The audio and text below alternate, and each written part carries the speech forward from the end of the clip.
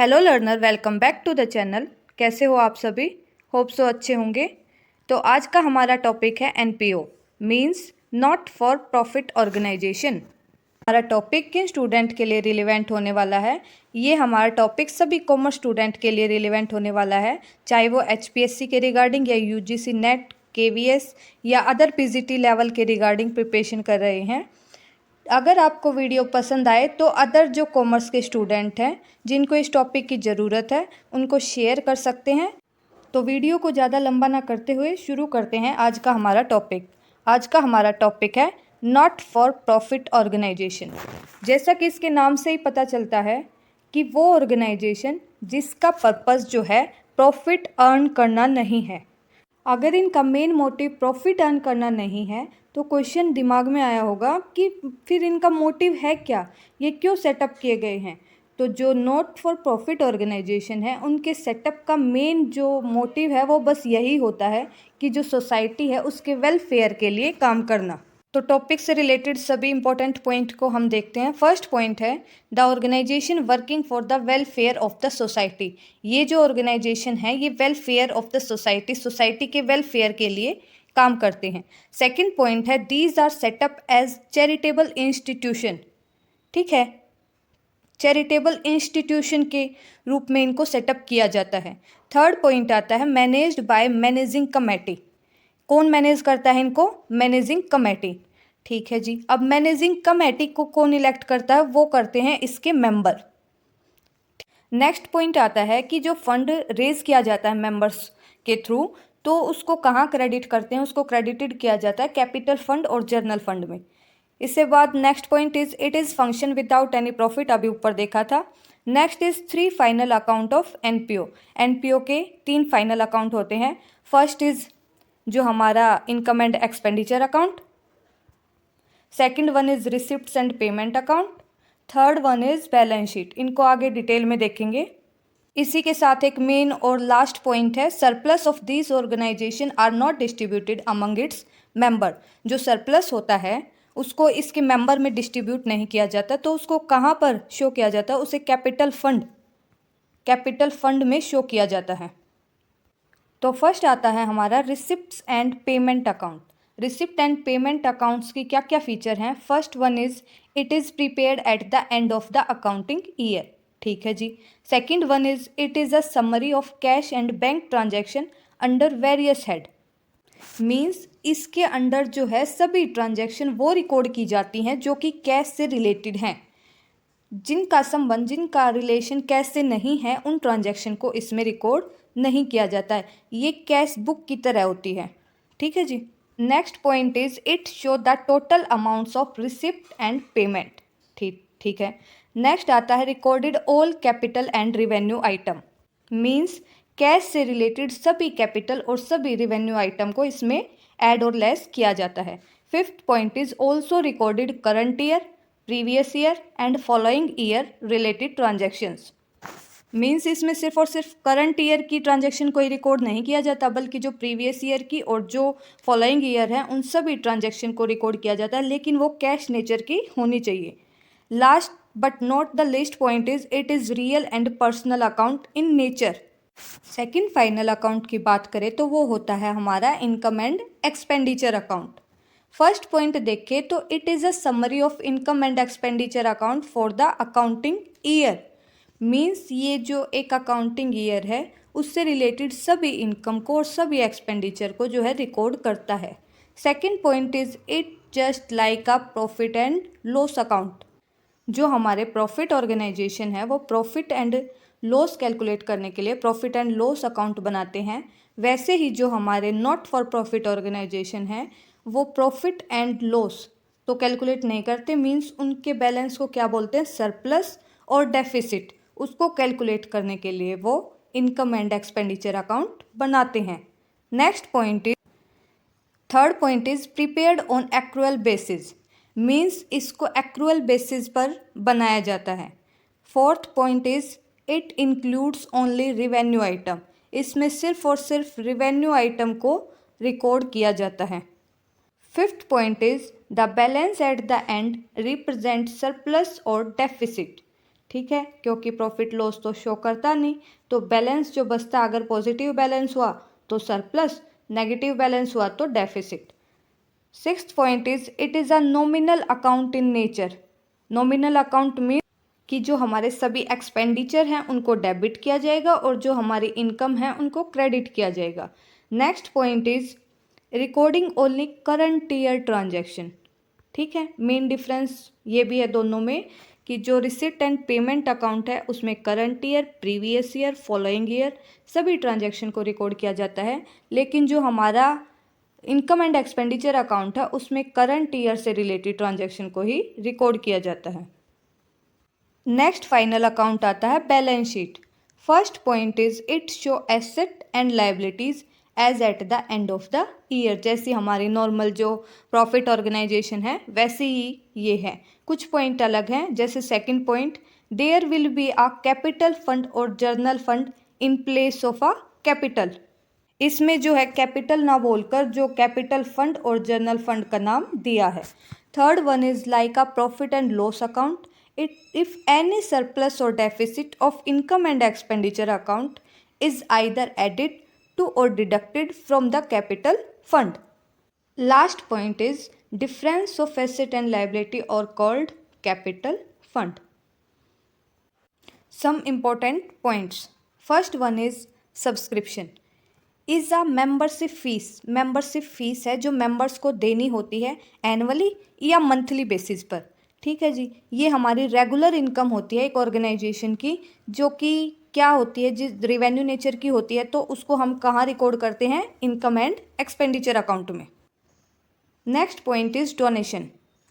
Donation क्या है जी, एक गिफ्ट, वो कैश में भी हो सकता है और अदर सिक्योरिटी, अदर किसी भी चीज़ में भी, एसेट वगैरह में हो सकता है, जो कि किसी पर्सन से या किसी अदर ऑर्गेनाइजेशन से उस नॉट फॉर प्रॉफिट ऑर्गेनाइजेशन को मिला है। ये दो तरह का होता है, two types of donation. First one is specific donation, second one is journal donation. जो स्पेसिफिक डोनेशन है वो एज अ ट्रीट किया जाता है एज अ कैपिटल रिसिप्ट, और जो जर्नल डोनेशन है वो ट्रीट किया जाता है एज अ रेवेन्यू रिसिप्ट। अब क्वेश्चन अराइज हुआ होगा कि जो स्पेसिफिक डोनेशन है और जर्नल डोनेशन है दोनों में डिफरेंस क्या है। तो दोनों में डिफरेंस ये है कि जो स्पेसिफिक डोनेशन है वो उसमें जो डोनेशन देने वाला है, मान लो ये राम है, ये बोलता है कि जो मैं डोनेशन दे रहा हूँ उसका यूज़ सिर्फ और सिर्फ स्पेशल पर्पज़, जिस चीज़ के लिए मैं दे रहा हूँ उसी को फुलफिल करने के लिए करना होगा। ठीक है जी, लेकिन जो जर्नल डोनेशन है उसमें क्या करता है, जो डोनेशन देने वाला है वो कंडीशन नहीं रखता। Next point is life membership fees. ये एक लम सम अमाउंट होता है जिसको ट्रीट किया जाता है as a capital receipt. Means इसमें जो मेंबर है वो अपनी मेंबरशिप फीस जो है पीरियोडिक बेसिस पर ना देकर एक लम सम अमाउंट में दे देता है। Next point is payment of honorarium. Means वो अमाउंट जो कि किसी ऐसे पर्सन के थ्रू इंस्टीट्यूट को, ऑर्गेनाइजेशन को पे किया जाता है जो कि उसका रेगुलर एम्प्लॉय, उसका रेगुलर मेंबर नहीं है। मान लो कोई फंक्शन या प्रोग्राम है, उसमें अगर कोई एक पर्सन आया है एज अ चीफ गेस्ट या अदर कोई, वो तो ऑर्गेनाइजेशन का वैसे तो नॉर्मल मेंबर है नहीं, तो उसके द्वारा जो पेमेंट की जाती है वो होती है हमारी payment of honorarium. Next point आता है एंडोमेंट फंड। एंडोमेंट फंड जो है नॉट फॉर प्रॉफिट ऑर्गेनाइजेशन अपने रूटीन के और जो कैपिटल नेचर के जो खर्चे हैं उनको सेट ऑफ करने के लिए इन फंड का यूज़ करती है। इसके लिए वो एक अलग से फंड बना लेती है ताकि जब ज़रूरत हो तो इस फंड से जो है वो पैसे निकाल सके। इसको ट्रीट किया जाता है एज अ लाइबिलिटी जैसे अदर फंड होते हैं। अगर इस फंड के पैसे को इन्वेस्ट कर दिया जाता है कहीं दूसरी फर्म में तो उसको ट्रीट किया जाएगा कि वो हमारी एसेट है। इसी के साथ अगर उस इन्वेस्टमेंट पर कोई एडिशनल इंटरेस्ट हमें मिलता है तो उसको ट्रीट किया जाएगा as a income. Next point आता है लेगेसीज। मीन्स विरासत, वो अमाउंट जो रिसीव हुआ है as per the will of a डिकीज पार्टनर। ये हमारे स्पेसिफिक यूज़ के लिए भी हो सकता है ये अमाउंट, और जर्नल यूज़ के लिए भी हो सकता है। ठीक है, कैन बी कैपिटल और revenue received on the basis of specific use और जर्नल यूज़। अगर स्पेसिफिक यूज़ के लिए बोला गया है जो जिसकी डेथ हुई है उसने ये बोला है कि मेरी जो प्रॉपर्टी है इसका यूज़ सिर्फ और सिर्फ इस पर्पज़ के लिए होना चाहिए, स्पेशल पर्पज़ के लिए होना चाहिए, तो वो हमारे स्पेसिफिक यूज़ में आएगी और उसको हम capital receipt as a treat करेंगे। लेकिन अगर वो बोले ऐसा कुछ मेंशन नहीं करता तो उसको हम जर्नल यूज़ के लिए उसका यूज़ कर सकते हैं और उसको हम एज अ रिवेन्यू ट्रीट करेंगे। तो शुरू करते हैं आज के हमारे एमसीक्यू। फर्स्ट आता है the balance sheet of a NPO does not contain, कि जो एनपीओ की बैलेंस शीट है, नॉट फॉर प्रॉफिट ऑर्गेनाइजेशन की जो बैलेंस शीट है उसमें क्या नहीं आता। फर्स्ट वन इज़ एसेट आते हैं, डेटर वो भी आते हैं, बिल्डिंग वो भी आते हैं, लेकिन जो ओनर्स की इक्विटी है वो एनपीओ की बैलेंस शीट में शो नहीं होती। सेकेंड क्वेश्चन है which of the following item should not be entered in receipt and payment account of a club formulated for social gathering. एक क्लब फॉर्मुलेट किया गया सोशल गैदरिंग के लिए, तो उसने जो रिसीट एंड पेमेंट अकाउंट है उसका, उसमें क्या शो नहीं किया जाएगा, क्योंकि जो हमारा रिसीट एंड पेमेंट अकाउंट है उसमें सिर्फ और सिर्फ जो हमारी कैश ट्रांजैक्शन को शो किया जाता है। तो ऑप्शन देख लेते हैं। फर्स्ट है option A is loss on sale of old furniture. Second is various payment made toward expenses incurred. Third is sale of old newspaper. D is subscription received in advance. तो इसका answer होगा loss on sale of old furniture. ये हमारा income and expenditure का nature का है, तो इसे हम उसमें शो करेंगे रिसिप्ट एंड पेमेंट अकाउंट में। Next question is question number third the receipt and payment account of a NPO is a. जो रिसिप्ट एंड पेमेंट अकाउंट है वो किस नेचर का होता है, नॉमिनल अकाउंट का, बी रियल अकाउंट का, सी इज़ फाइनेंशियल अकाउंट का, D is none of the above. तो जो हमारा रिसिप्ट एंड पेमेंट अकाउंट है वो हमारा होता है रियल अकाउंट। मीन्स जो कैश में ट्रांजैक्शन रिसीव हुई है उनको डेबिट किया जाता है और जो हमने पेमेंट की है उसको क्रेडिट किया जाता है। Debit words comes in, credit words goes out. जो रियल अकाउंट का रूल है वो इस पर अप्लाई होता है। Next point is question is any donation received for a specific purpose, sorry purpose आएगा यहाँ, purpose is a, कोई भी डोनेशन जो किसी स्पेशल पर्पज़ के लिए दिया गया है तो वो क्या होगा हमारा, liability, asset, revenue receipt, capital receipt. तो अभी ऊपर देखा था वो होगा हमारा capital receipt. Question number fifth is which of the following statement is true? First one is receipt and payment account is a summary of all revenue receipt and capital receipt. Second point is income and expenditure account is a summary of all revenue, income and expenditure related to current year. Third point is receipt and payment account is a summary of all capital receipt and payment. Fourth point is receipt and payment account is a summary of all revenue receipt and payment.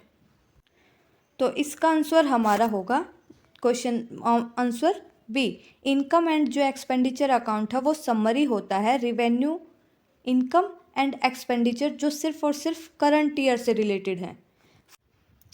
तो answer देखें तो ए हमारा गलत कैसे है, जो receipt and payment account है वो समरी है सिर्फ और सिर्फ कैश से रिलेटेड, रिवेन्यू रिसिप्ट और कैपिटल रिसिप्ट की, ओल की नहीं।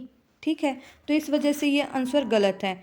अगर सी की बात करें तो receipt and payment account is a summary of all capital and receipt and payment, नहीं रिवेन्यू भी आएंगी बट वो सिर्फ और सिर्फ कैश से रिलेटेड आएंगी। ऐसे इसमें पेमेंट दे, रिवेन्यू रिसिप्ट दे रखी हैं, दोनों आएंगी। तो ऑप्शन नंबर सी और डी दोनों गलत है, इसका आंसर है B. Question number 6 is income and expenditure account show a balance of A is cash in hand at the end, B is capital fund, C is surplus or deficit, D is net profit और loss. ये तो हमारी जो profit organisation है वो show करती हैं। Capital fund हमारा बैलेंस शीट का आइटम है। जो इनकम एंड एक्सपेंडिचर अकाउंट है वो उसका बैलेंस शो किया जाता है एज अ सरप्लस और deficit, means option number C. Next question is a NPO does not prepare, क्या प्रिपेयर नहीं करता। Option A is income and expenditure account, prepare करता है। B is receipt and payment account, ये भी prepare करता है। सी इज़ बैलेंस शीट, ये भी प्रिपेयर करता है। बट जो प्रॉफिट एंड लॉस अकाउंट है, ये जो हमारे प्रॉफिट ऑर्गेनाइजेशन है वो प्रिपेयर करते हैं, एनपीओ द्वारा ये प्रिपेयर नहीं किया जाता। 9(8) is income and expenditure account is prepared by NPO on, किस बेसिस पर? हमने पढ़ा था एक्रूअल बेसिस पर। Question number 9 is the surplus और deficit revealed by income and expenditure account is transfer to, तो उसको कहाँ ट्रांसफ़र करते हैं हम? कैपिटल फंड अकाउंट, जो कि बैलेंस शीट का एक पार्ट है। क्वेश्चन नंबर 10 इज जो स्पेसिफिक डोनेशन है उसको ट्रीट किया जाता है, answer is capital receipt. Thank you for watching. If you like then please smile and share to all commerce student. Thank you.